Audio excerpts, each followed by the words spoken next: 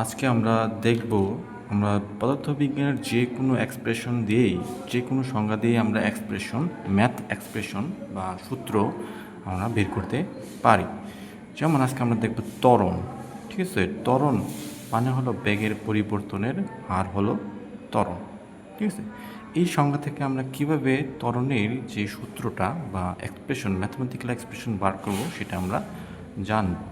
এখন ধরা যাক একটা বস্তু এইখান থেকে এই পর্যন্ত গেল।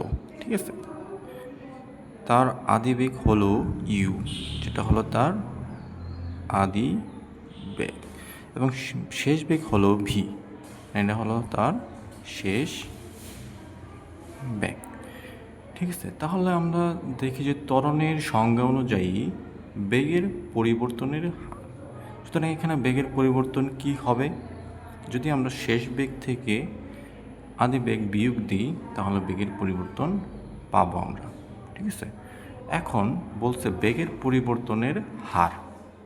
এখন হার জিনিসটা হলো, যদি তুমি কোনো একটা জিনিসকে যদি সময় দিয়ে ভাগ করো তাহলে তুমি হার পাবা।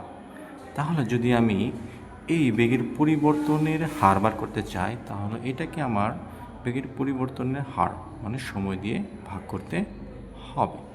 আমরা যেটা পেলাম সেটা হলো ত্বরণের সংজ্ঞা থেকে ত্বরণ সমান ত্বরণ অথবা অ্যাসেলারেশন।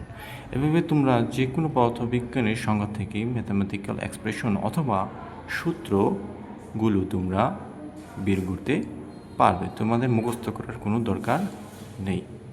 নো মুখস্থ।